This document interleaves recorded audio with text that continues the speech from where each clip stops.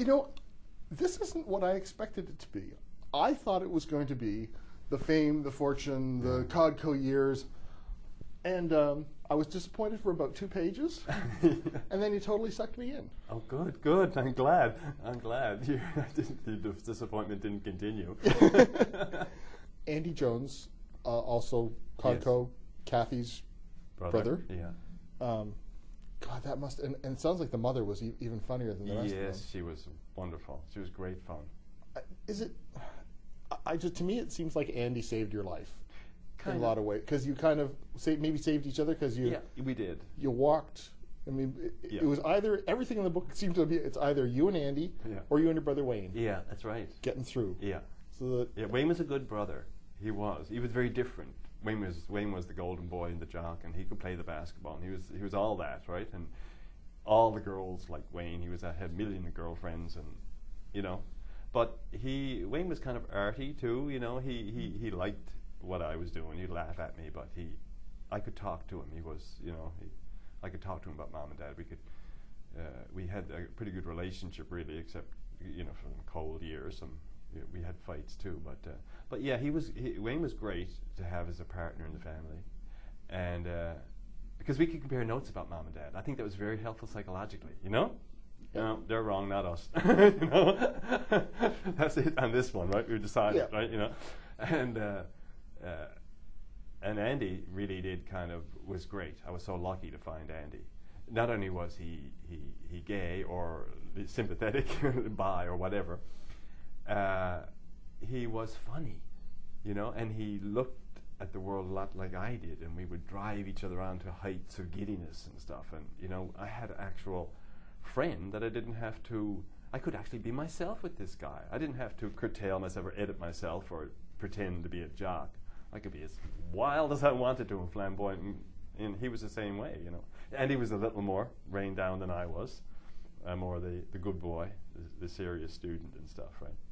But he was very funny and very wickedly sarcastic, and so we had a good time. We had a lot of laughs, me and Andy. And survived some street scrapes together, because it was oh yes, it was it's so 50s, that street gang thing. Yes. with neighborhoods that were protected, and it's like, you cross here, you're gonna get beaten. Yeah. Who the F are you looking at, buddy? You knew you were in trouble, right? There's no way to get out of it, you know? Yeah. Get 'em, boys. You hear that? You're running, man. You know? Oh yeah, you lived in terror. You didn't know what street to walk down. No, can't walk down that street. You know, the Dins are down there. Don't walk down that street. The Osmonds are down there. We'll have to go up around. I just got to meet Whitey. Yes. Because her actual name is about 4 feet long. She's Mary Magdalene Perpetua White, yeah. But I met her at university, and she was so blonde and so pale, and her name was White. Everyone called her Whitey, right? You know. But it's funny when we got to Jamaica, and the Jamaicans would say, "Yeah, this is my friend White." Whitey? You're called Whitey? Hey, man, this one is called Whitey. It's actually called Whitey. And look, I couldn't believe it. But yeah, that's her name. My manager all these years. She managed for CODCO and one for Grand Band. She did all our contracts and all that stuff for years and years. And you also have a personal... Yes. We have 2 children. You never actually use the word, but poly kind of relationship. Yes, yeah. I fell in love with her boyfriend. Which is pretty cool. I mean, you kind of glossed over. I mean, it's one paragraph, and I was like, oh, wow, rock on, Greg. Nicely done. That's a sequel. Whatever happened to that Danny Williams guy you used to hang out with in class? I don't know. He kind of just disappeared into the legal world, legal limbo. Danny was always destined for something. He was a very, you know, lively character, very smart. He was always first in the class and stuff, and he was popular too. He was a jock, played basketball, and a good hockey player and stuff. The jock swooned when he was gonna get strapped, so you know he was a little bit, you know. Hey. You took it like a man. He didn't. Well, you kind of cried a bit. But no one can match Andy Squires. He was the tough one. He was the toughest. Yeah. We couldn't believe how he went through it every day. I used to just die. I'd be sweating in the seat. We'd be sweating, all of us, like, and our knuckles clenched, and please, no, another shot. Andy was the same way. We'd get out after, we'd be like, after class, we'd be like, you know, like and I think as I've said, to be a witness and not to be able to do anything about it made you complicit. Yeah.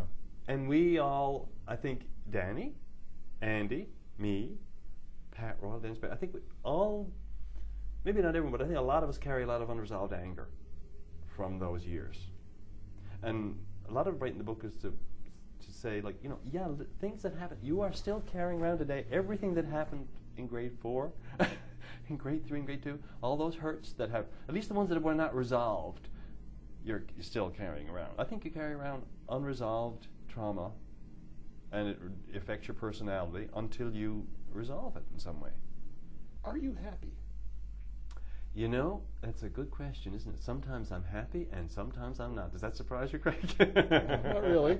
But I'm a pretty happy guy. I'm a happier guy now than I was. I was a pretty uptight guy. Yeah. I was pretty angry and uptight, really, kind of person, unable to enjoy my sexuality or myself, you know, for many, many years until I confronted my feelings that are in the book, really. And now I'm a happier guy. Not entirely happy, but it's a process, Craig. The book is You Better Watch Out. I've been speaking with Greg Malone, and his memoir, You Better Watch Out, is published by Knopf Canada.